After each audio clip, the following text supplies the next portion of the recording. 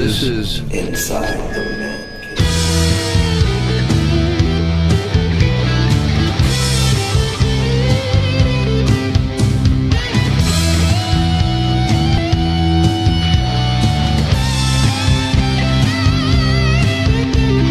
Going through some luck in my direction. I caught it in my hands today. I finally made a tricky French connection. You winked and gave me your okay. I'll take you on a trip beside the ocean and drop atop of Chesapeake Bay. Ain't nothing like the sky to toss the ocean.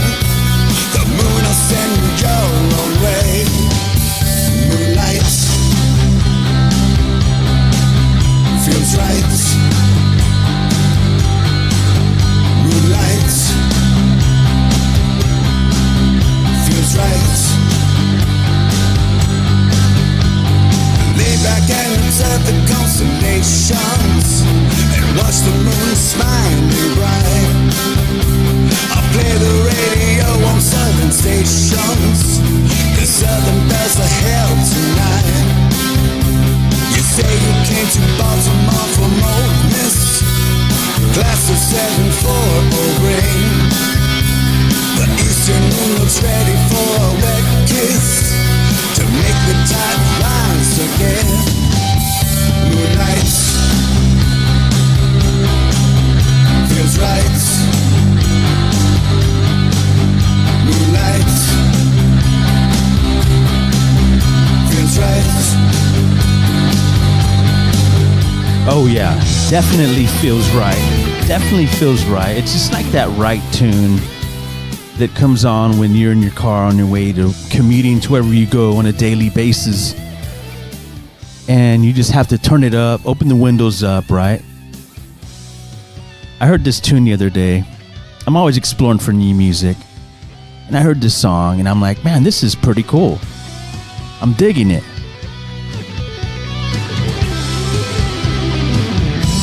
So I thought I'd share. See the sun come up on Sunday morning and watch it fade the moon away. I guess you know I'm giving you a warning, 'cause me and you are itching to play. I'll take you on a trip beside the ocean and drop it top of Chesapeake Bay. Oh yeah, man, that is a great tune. Always like to share good music with you. And if you want to do the same with me, share something that you think is really cool that you can't stop listening to, right? Because I'm that way. I listen to something and I'm just over and over and over.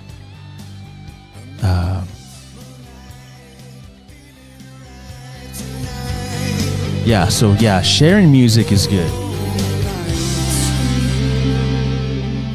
Yeah, I hope you appreciated that. It's been a couple of hours and a few days that the San Antonio Spurs were beat in the finals by the New York Knicks. And it took me a minute. It took me a minute to gather my thoughts, because when the finals are around, there's so many opinions and media from all over the country, all over the world, that are just focused on these two teams. Or mainly they were focused on New York. It was national media from New York that's all I was hearing. And that was cool, because you know what? The San Antonio Spurs are 5-time NBA champions. And we don't need, if they don't want to give us that spotlight, I'm cool with it. But it was just the media coverage was just crazy. Sorry, I got hair all over my face. I got a hair and I'm trying to get it because it's going to bother me while I record this. So yeah. Anyway, I was going to wait till the smoke cleared a little bit and then come on here and talk to you guys about that, because I found it very interesting that how this all just came out and everything that transpired from the beginning of the playoffs all the way to the end. It's been a hell of a year in terms of experience. I don't think we could have learned more and gained more experience in one playoff run and in one season, and personally in 18 months. It's been hard and full of lessons. The San Antonio Spurs were not expected to be in the position they landed in the finals. That's what the expectation was, not that. And we all talked about and read about and just everybody was talking about how that team was not ready and they just didn't have the experience, and it was okay if they made it to the playoffs. And you heard so many different scenarios and so many things about the San Antonio Spurs, right? And for myself, it was cool for me because I've been out of radio for a few years, and normally I would be covering and getting audio and just being in the locker rooms and covering the games, right, for the Spurs. And so it was awesome experience for me to sit back and observe with the fan base, right? Just be an outsider. It was cool. I enjoyed it. It made me feel proud in a lot of ways when I look at the overall picture of the success of this team this year. I'm very proud of this team. They got a really good squad. Yes, a lot of things transpired, and we learned a lot. We learned a lot about certain players and coaches. We learned a lot through this season. It was a long season. It ran my life for a bit, right? Because you're like, what's going on? When's a game on, game off, travel day? I mean, it's just all kind of craziness. You prepare your day around the San Antonio Spurs and the playoffs. So it's kind of relief to kind of just end it and, having this bitter feeling about it because, we expected more, right? The San Antonio Spurs fan base was, there in support like they always have been, always will be. So it was cool to see from the outside in. The last time that they made it that far, I was, I attended the finals. So it was cool to sit back and watch it and just kind of see how it is, and you're not having that access and just kind of watching it from your own couch, right? It was fun. I enjoyed it. Like I said, we learned a lot. A lot of frustration. Just a lot of things that we saw and that I saw as a fan, a fanatic, and said, okay, things were done different when Coach Pop was at the helm, but that's gone already. That is done. Mitch Johnson steps into the role, and he did a good job. Overall, he did a good job, and there was a lot of questions around certain things that were going on with the rotations and certain players that he was in just situational ball that I was seeing.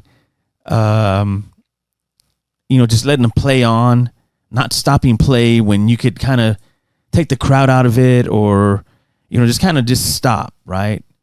You weren't seeing any of that. It was just constant boom, boom, battle. And that's cool. That was his style.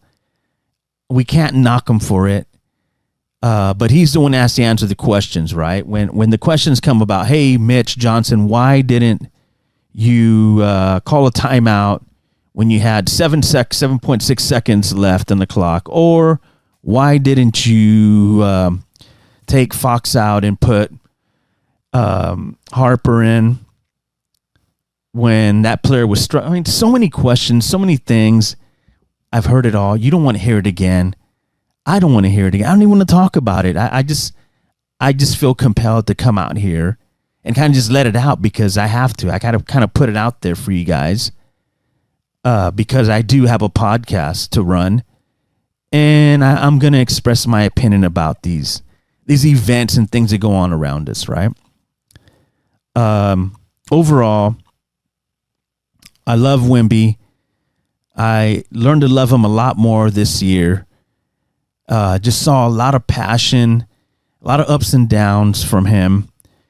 And it just, watching the earlier Spurs squad, and learning from that, just the way basketball was played a few years back, everything kind of changed, right? So the way players are now with social media, just all kinds of things that we saw and that I saw that you're not used to seeing play out with the Spurs organization, the players, and people having a problem with just stupid things that I don't even want to bring up, but it's just, you hear it and it's just kind of just like whatever. That's why it was awesome for myself to sit back and watch from the back, right? Instead of being there. But we have a young squad. The San Antonio Spurs have a young squad. There's still a few pieces that need to be filled and certain things that we need to figure out with Wemby because we need a true center. And he needs to slide on over. That's what he wants to do. He wants to play from the four, right? So, and he plays, 3 different positions. The guy is just amazing. So it's hard to place him in one spot because he's not going to be there.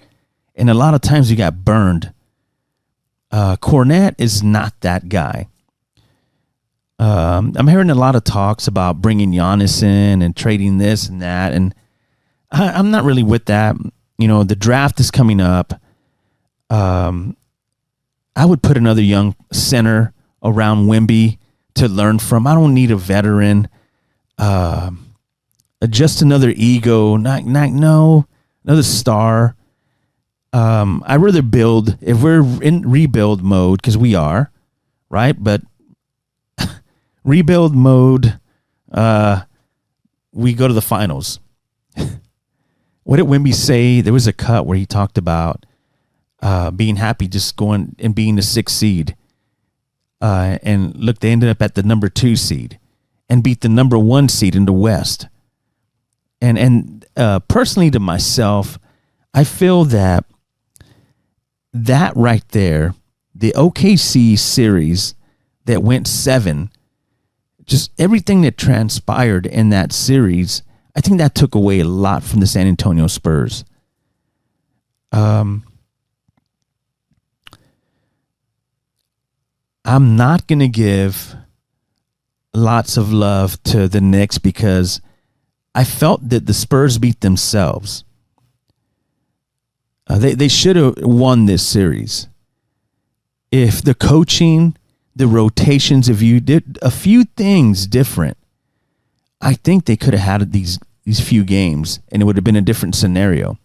New York is beatable. And we lost because of our mistakes and just how the organization was, or the coaching staff was running that team. At some points they looked lost. And you can, fight me on that. I mean, that's just what I saw.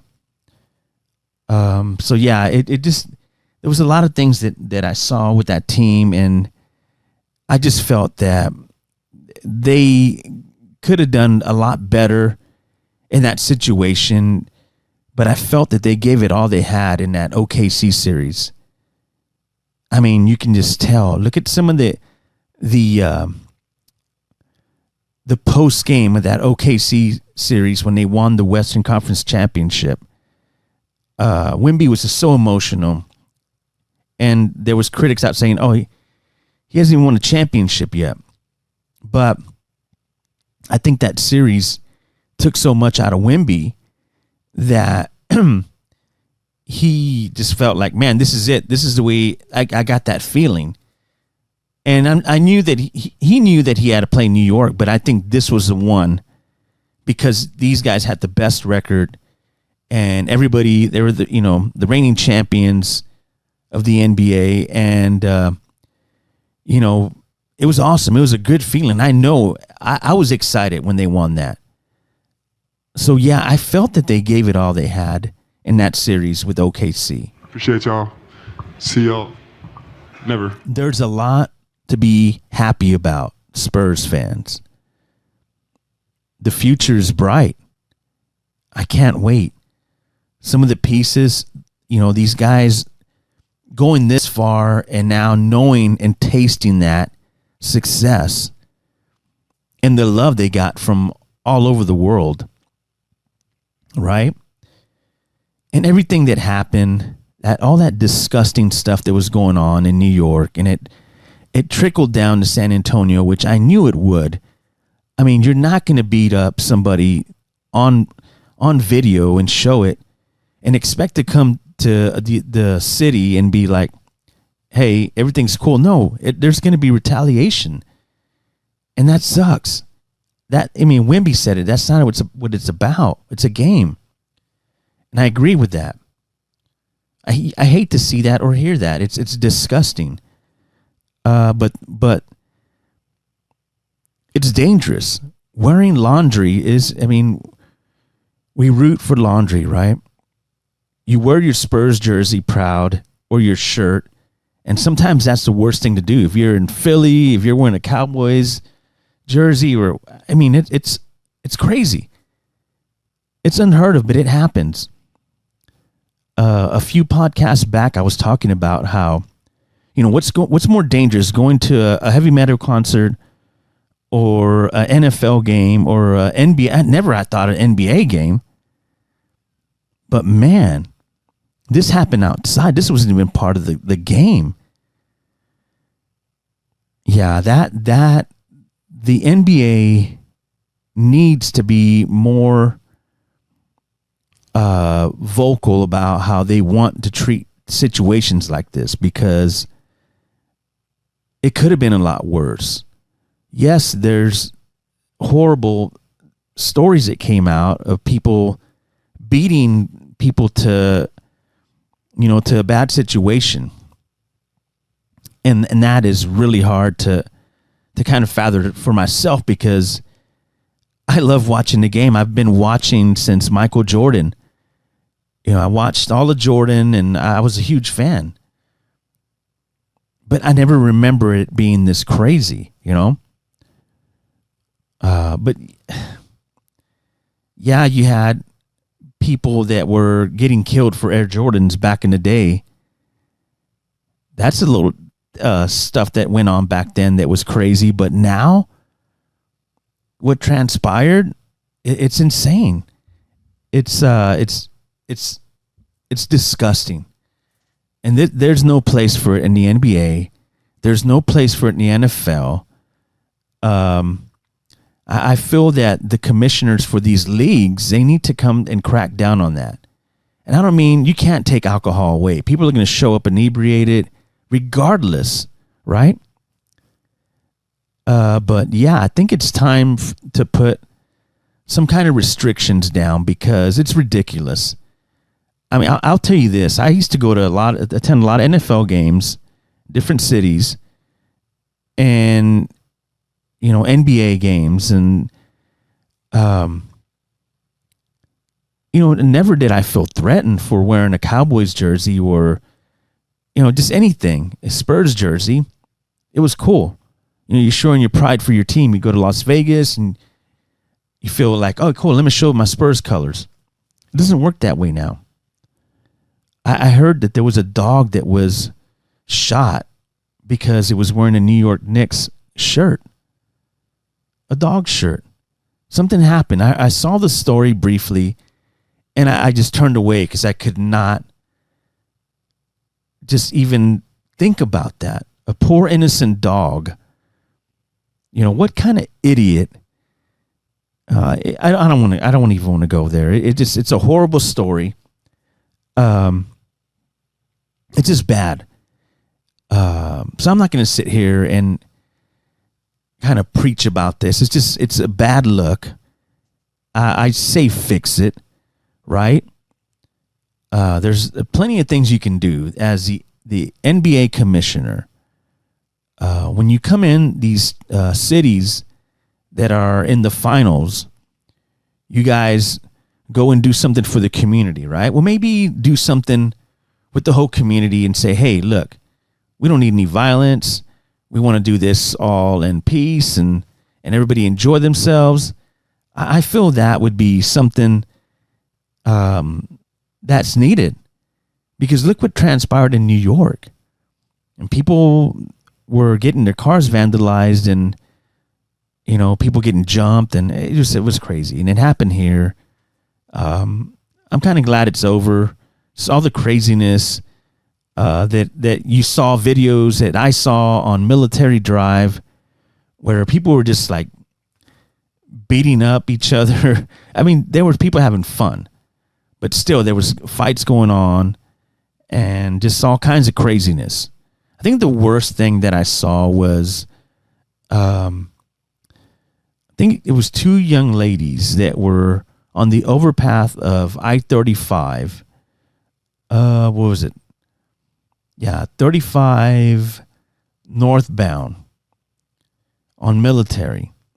And they stopped their cars along that area there, and they got out and they jumped on the ledge, and they were leaning against their cars, and they were twerking up there above the lights, way up there. And I'm going, what the hell is going on? Really? Are we that excited? I mean, come on. Really? Twerking? I mean, just, oh, man.